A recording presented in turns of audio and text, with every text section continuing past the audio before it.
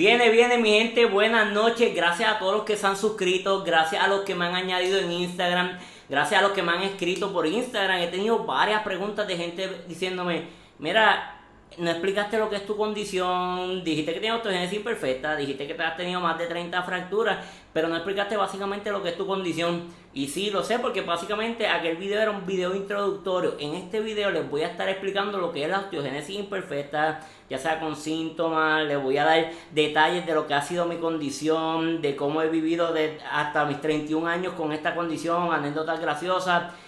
Les voy a explicar de todo un poquito, pero para que ustedes lo entiendan a mi manera. La osteogénesis imperfecta básicamente es que nosotros tenemos los huesos más débiles que la gente normal. La gente a lo mejor se cae, no se rompe un hueso, simplemente se raspó. Yo no, yo me puedo caer y me puedo fracturar cualquier hueso. Pero esto depende de qué condición tú tengas. Puede ser que tengas desde el tipo 1 hasta el tipo 4, pero eso yo les voy a estar hablando ahorita sobre los tipos de la condición y lo que afecta a cada una más o menos. La osteogénesis imperfecta está presente al nacer y esto es por causa de un defecto en el gen que produce el colágeno tipo 1. En la mayoría de los casos, la osteogénesis imperfecta es heredada por el papá o por la mamá. En mi caso, a mí me heredó mi papá, como yo lo había mencionado en el primer video. O simplemente ninguno de los dos tiene la condición, simplemente una mutación genética. Las personas que tenemos osteogénesis imperfecta tenemos un 50% de posibilidad de heredarlo a nuestros hijos. Las características más comunes de lo que sería la osteogénesis imperfecta, entre ellas están que las personas con osteogénesis imperfecta típicamente son bajitos. Por eso es que van a poder notar que yo soy bajito.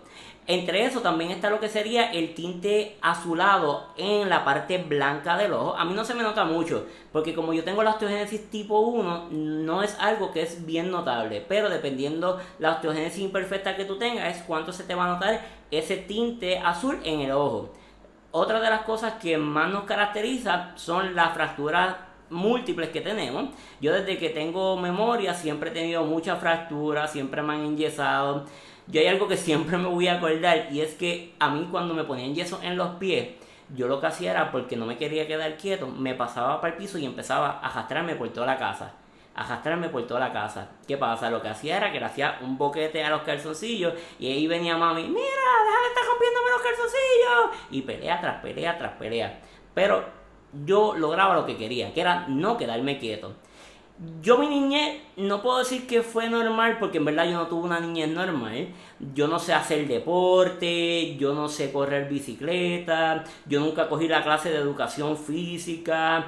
A mí siempre me tenían una tutora que iba conmigo a todos los salones para evitar que me empujaran, para evitar que yo hiciera cualquier cosa que me fuera a lastimar.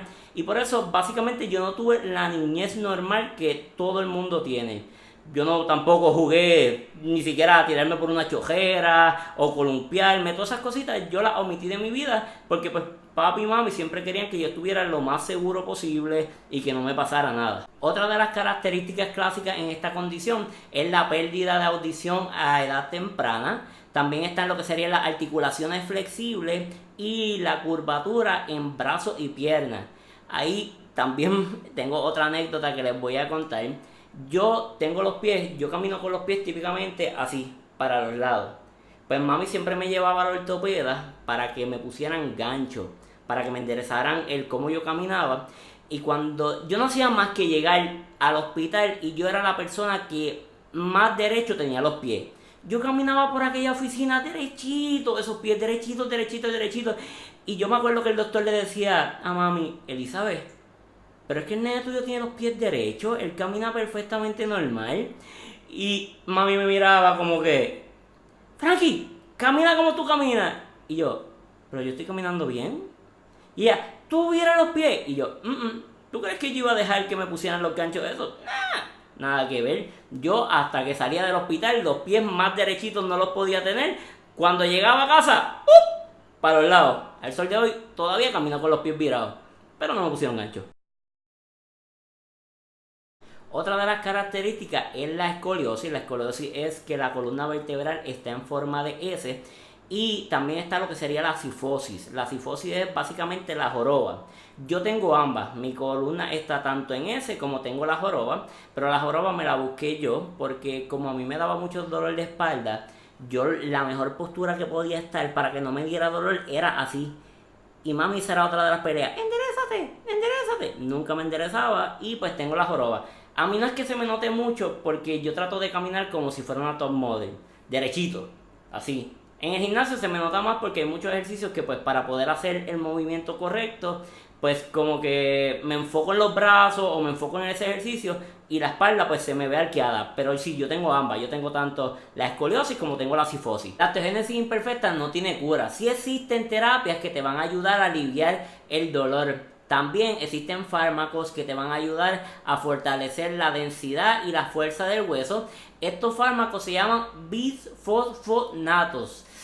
Espero haberlo dicho bien. Para las personas que tenemos osteogénesis imperfecta, se nos recomienda hacer ejercicios de bajo impacto, los cuales yo no hago. Como la había mencionado en el video anterior, para el 2004 yo me fracturé este brazo en 3 partes.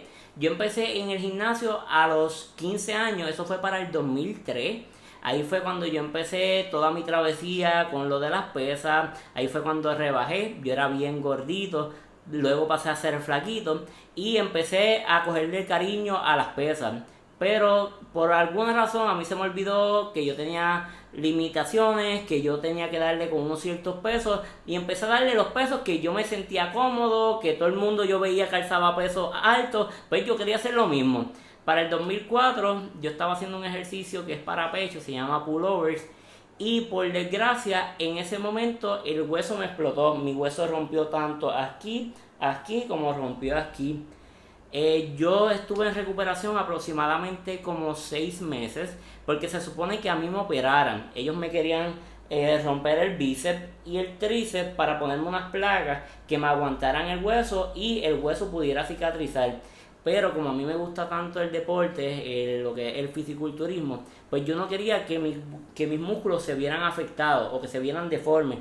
Yo le dije al doctor, mira, ¿qué otra opción tú tienes para que el hueso me cure, pero que el músculo se vea normal? Y él me dijo, pues te podemos poner un yeso que sea bien grande, que te jale el hueso y entonces el hueso se alinee. No va a quedar perfectamente bien, pero es la única solución que tú tienes para que te cure el hueso sin tener que operar. Y yo le dije, perfecto, pónmelo. Me pusieron ese yeso. Recuerdo que los primeros 2 meses yo caminaba así porque el yeso era bien pesado.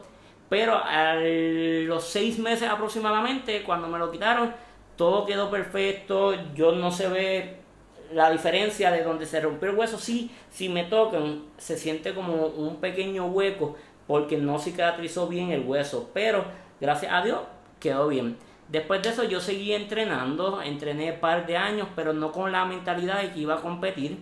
Ya para el 2011, a principios del 2011, yo dije, yo quiero saber lo que es estar en una tarima, quiero saber lo que es competir y me empecé a preparar. Mucha dieta, mucho ejercicio, siguiendo lo más difícil que es la nutrición, pero también siguiendo lo que es el ejercicio bien hecho.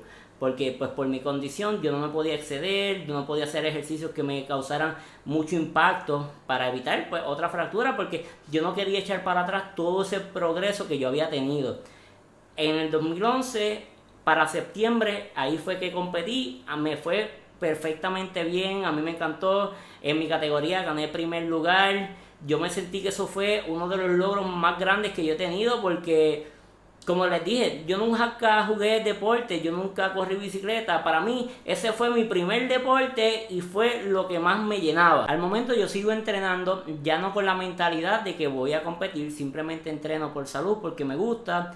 No lo quito completamente de mi mente. Sí, como la gente dice, la tarima me llama, pero ahora mismo no está en mis planes. Como les mencioné al principio del video, existen diferentes tipos de osteogénesis imperfecta. Está el tipo 1, que es la más común, que es la que yo tengo. Está el tipo 2, que viene siendo la más fuerte entre todos los tipos. El range de vida para las personas que tienen el tipo 2 es 1 año. Está el tipo 3 o grave, o el tipo 4, que es moderadamente grave. Básicamente el tipo 4 es el tipo 1, pero un poco más agravado. Existen varias variaciones que son poco probables que sucedan, que provienen del tipo 4.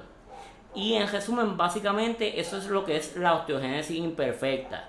Ese es en mis palabras, ese es el conocimiento que yo tengo, también conocimiento que busqué para poderle dar este resumen a ustedes. Así que yo espero que les haya gustado. Si les gustó, recuerden suscribirse, darle a la campanita, darle like al video y dejar sus comentarios si tienen alguna pregunta adicional sobre lo que sería la osteogénesis imperfecta o cualquier pregunta que tengan sobre mí, no duden en comentar. También me pueden escribir en el DM y añadirme en Instagram. Así que mi gente, vamos a darle.